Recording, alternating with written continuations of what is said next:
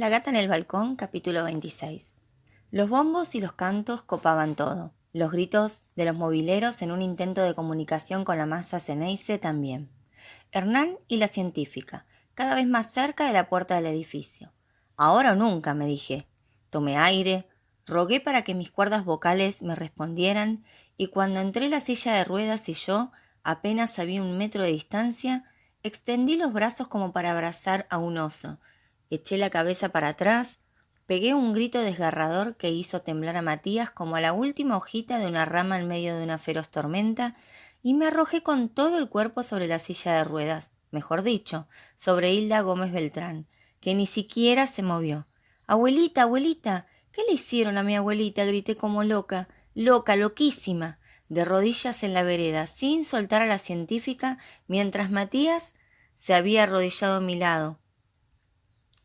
Colaboraba con unos gritos tan desgarradores que por un momento hasta yo me asusté. Hernán, petrificado en la vereda, aferrado a la silla de ruedas con ambas manos, pero sin poder avanzar, porque nosotros se lo impedíamos. Nos miraban con una mezcla de pánico, odio y perplejidad que lo había dejado mudo.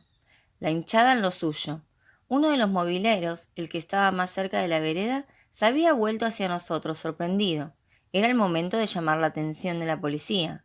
Me paré de un salto, volví a respirar hondo, clavé mis ojos de desquiciada en el rostro espantado de Hernán. Lo señalé con el dedo y grité: «Él secuestró a mi abuela. ¡Secuestrador!». Palabras mágicas. En un segundo estuvimos rodeados por agentes de policía. Detrás de la policía, uno de los mobileros filmando la escena.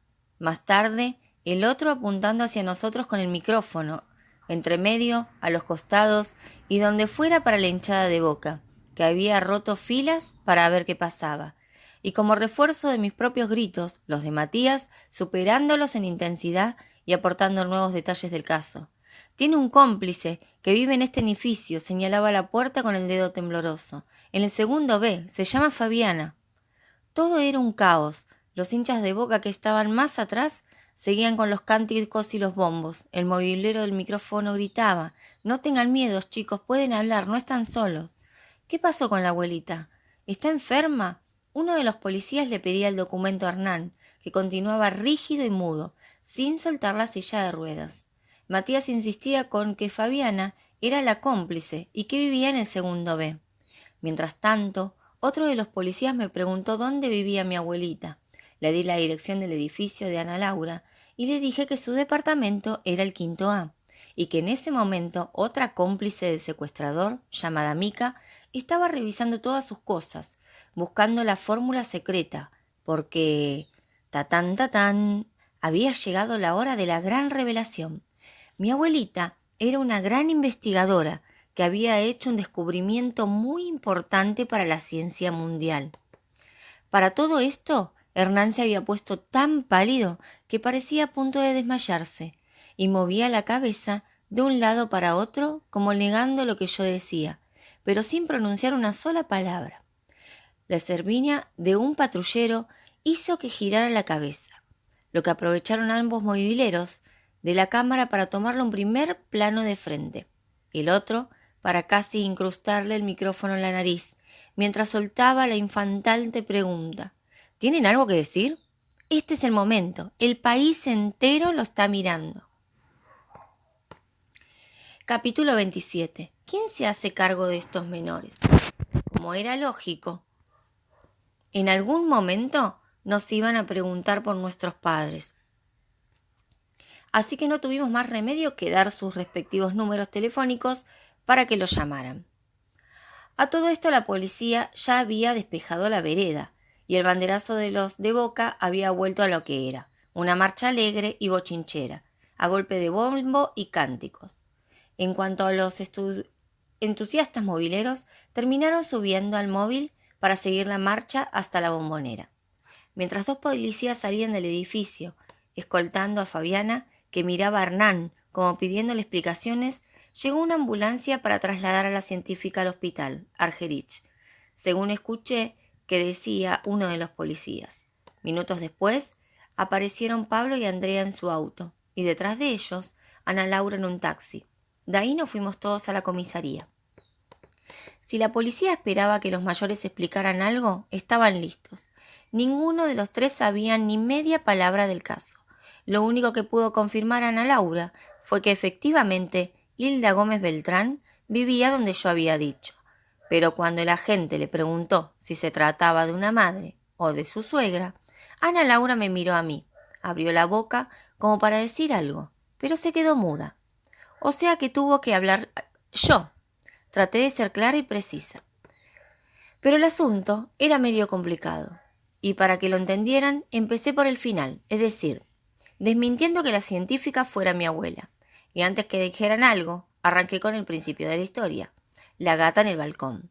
Conté todo desde la aparición de los pies con hojotas, pasando por los anteriores de las chinelas, hasta llegar a los últimos, los de las sandalias con plataforma.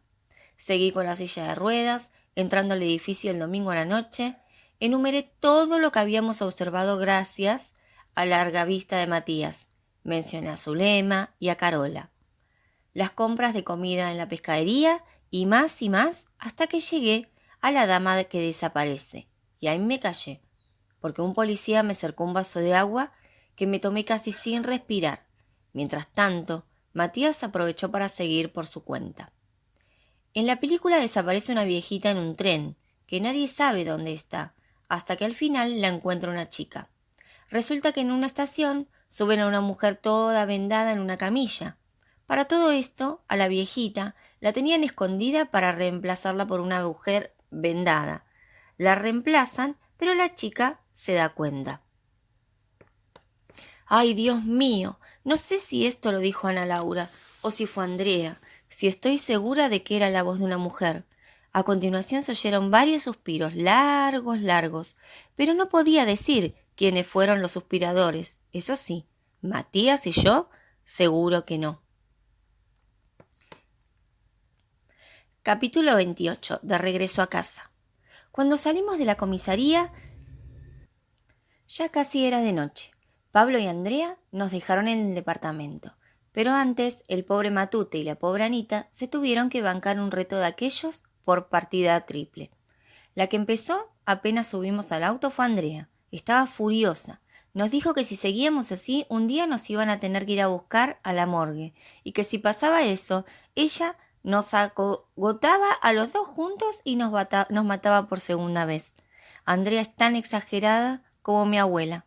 Después siguió Pablo. Dijo que él no iba a esperar a que lo llamaran de la morgue, que lo mejor iba a ser meternos pupilos en un colegio hasta que fuéramos mayores de edad. Pablo, además de exagerado, es antiguo.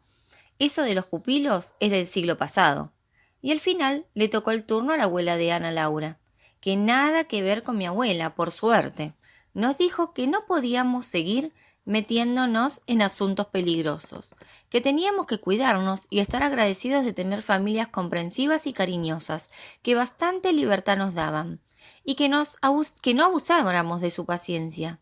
Y ahí terminaron las amonestaciones porque llegamos a casa. Pero antes de separarnos, quedamos con Matías para andar en bici toda la mañana y toda la tarde del sábado. Así nos desquitábamos de tantos días sin pedalear.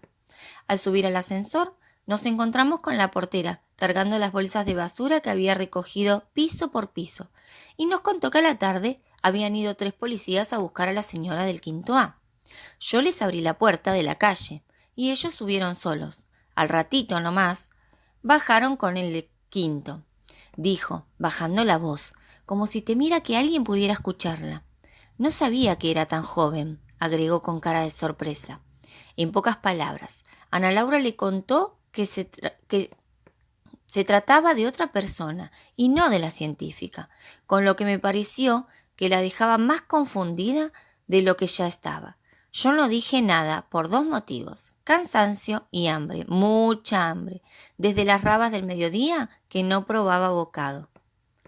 Mientras Ana Laura ponía unos churrascos en la plancha y preparaba una ensalada, me quedé en la ventana con una larga vista contemplando a la gata. Dormía hecho un bollo en un rincón de balcón. La persiana seguía un poco levantada, como siempre, y la puerta-ventana abierta. Me fijé bien en los platos y vi que tenían comida y agua. No sé si el balanceado se lo ponían todos los días o la gata no comía y por eso estaba el plato lleno. Lo que sí sé es que jamás vi las manos de la intrusa ocupándose de esos menesteres. Ana Laura había encendido el televisor apenas llegamos, pero yo no lo llevaba al apunte. Tan concentrada estaba observando a la gata y rememorando los sucesos del día, solo reaccioné cuando oí la palabra banderazo, gritada más que pronunciada. En medio del fervor de los bombos y los cánticos de las hinchas que hacían flamear sus banderas delante de la cancha de Boca, inmediatamente un corte y una nueva imagen, la típica del noticiero. O sea, mesa larga, hombre y mujer sonrientes y bien vestidos, la vista al frente turnándose para hablar. Banderazo en Boca, sí señores, dijo él, dejando a la vista sus 2 filas de dientes blanquísimos y parejos. A través de los flameantes banderas de hinchas, pidieron a los directivos del club que abrieran las inscripciones de socios, cerradas desde hace años. Pero ya volveremos con esto en breves minutos. Y luego de una pausita, con aires de misterio, siempre de frente a la cámara, prosiguió.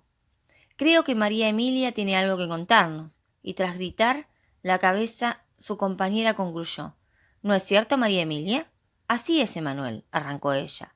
Candorosa melena rubia a la altura de los hombros, escote pronunciado, espectacular sonrisa, casi idéntica a la de su socio. Algo extraño sucedió esta tarde en la avenida Caseros al 900. Mientras nuestro móvil recibía a la hinchada boquense que desde la zona sur llegaba a Constitución para proseguir desde allí su marcha hasta la cancha, pero mejor vayamos a ir las imágenes, por favor. Para todo esto, Ana Laura ya había salido de la cocina con los churrascos y la ensalada, así que empezaron a comer. Pero atentas a la pantalla de televisión, que ahora mostraba una fotografía en la que aparecíamos Matías y yo con las caras borroneadas, como suele hacerse para proteger la identidad de los menores. Matías con los brazos en alto, como a punto de volar, y yo de rodillas en el suelo, abrazadas a las piernas de la científica, cuyo rostro y el de Hernán se venían tan cual, sin borrones. Debajo de la fotografía, en un cartel de letras doradas sobre el fondo rojo, se leía: amorosos nietos, desgarrados por el dolor, impiden secuestro de abuelita en pleno banderazo boquense. Fue mirarnos y largar una carcajada. Al unísono, habrían dicho que los presentadores del noticiero se hubieran tenido que mostrarnos en ese momento.